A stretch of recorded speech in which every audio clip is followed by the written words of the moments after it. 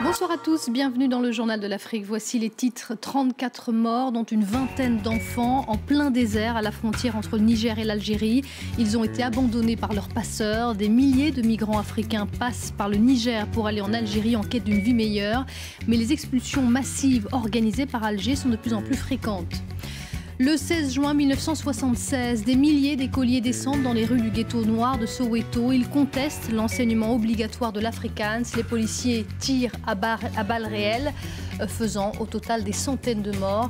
L'Afrique du Sud leur a rendu hommage aujourd'hui, 40 ans après ce tournant dans la lutte contre l'apartheid. Et puis autre hommage à ces écoliers de Soweto, l'ONU a décrété ce 16 juin journée de l'enfant africain. On va s'intéresser aux enfants des rues de Kinshasa. On suivra l'itinéraire d'une jeune fille accusée de sorcellerie, jetée dehors par sa propre famille. Elle a pu retrouver un toit grâce à une association congolaise.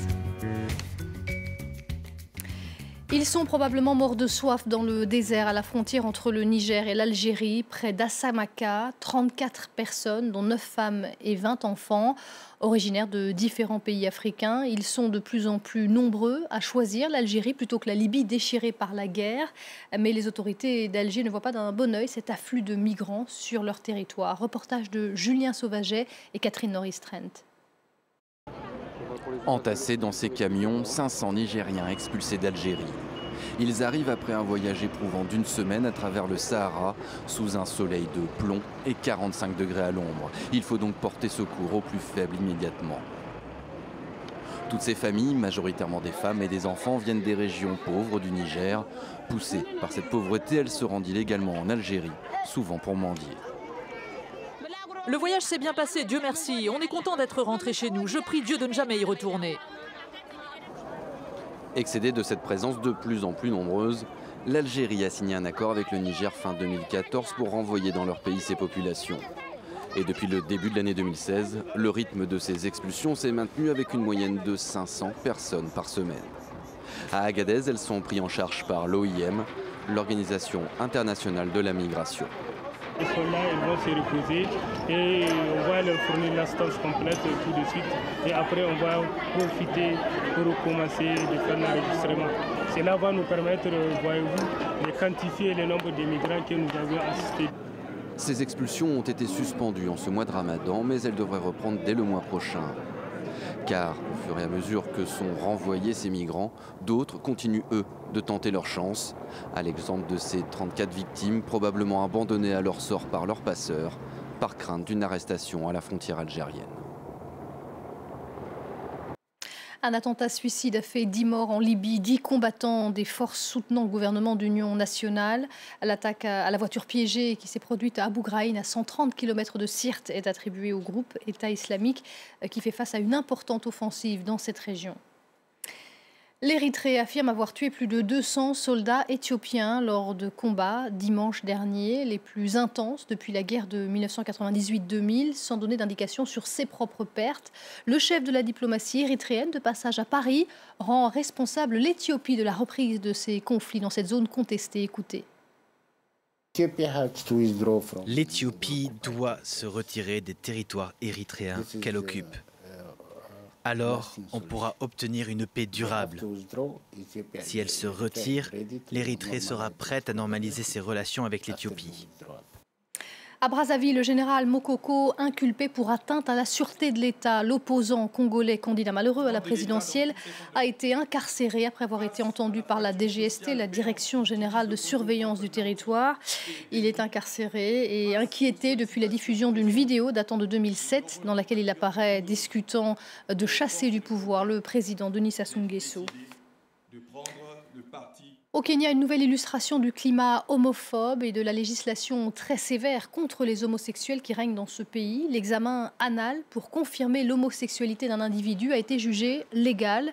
La requête avait été soulevée par 2 hommes forcés à subir de tels examens par la police qui dénonçaient un traitement inhumain, mais ils ont été déboutés par la cour. L'homosexualité est punie d'une peine pouvant aller jusqu'à 14 ans de prison au Kenya. Le sacrifice des écoliers, il y a tout juste 40 ans, n'aura pas été vain. Ce sont les mots du président sud-africain Jacob Zuma lors du 40e anniversaire du soulèvement sanglant de Soweto, un événement clé dans la lutte contre l'apartheid. Nicolas Germain.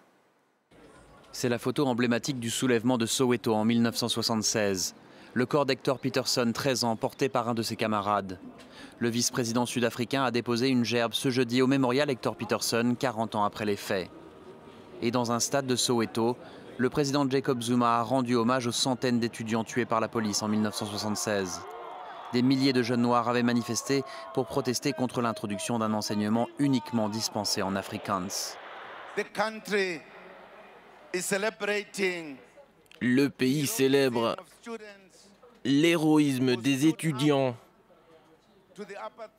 qui ont protesté contre l'apartheid et pour leurs droits, pour libérer leur pays du racisme. Seth Mazibuku était un leader estudiantin pendant le soulèvement. Il a passé des années en prison sur Robben Island, là où fut incarcéré Nelson Mandela.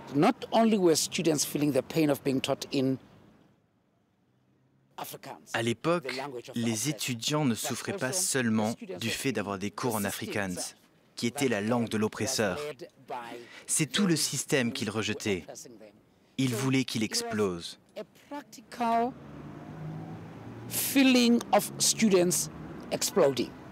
La révolte de 1976 a marqué un tournant important dans la lutte contre l'apartheid, mais le chemin fut long. C'est seulement en 1994 que les citoyens noirs ont eu le droit de vote et que Nelson Mandela a été élu. Et 40 ans après le soulèvement, l'accès à l'éducation et à l'emploi reste toujours beaucoup plus compliqué pour les Sud-Africains noirs. Et c'est en mémoire de ces jeunes écoliers morts à Soweto que ce jeudi 16 juin a été décrété journée de l'enfant africain. Et à cette occasion, on va s'intéresser à ceux qui sont jetés dans les rues, chassés de chez eux, parfois par leurs propres parents, accusés notamment de sorcellerie. C'est le cas d'une jeune fille de Kinshasa que Thomas Nicolon a suivie dans son nouveau refuge. Regardez son reportage. Merdi a 13 ans. Cette jeune fille anémique a été accusée de sorcellerie par sa famille. Rejetée, elle s'est retrouvée à la rue il y a bientôt 2 ans. Quand tu es à la rue, il n'y a pas personne à t'aider à manger, à prendre le médicament. Il n'y a pas moyen que tu puisses te laver. Dans la rue, c'est mauvais parce que quand tu vois des amis qui sont sales, sont en train de souffrir, ça te donne aussi la peine, au moins que toi, tu es aussi à la rue. Merdi a trouvé refuge au centre BBS qui recueille les jeunes filles rejetées par leur famille.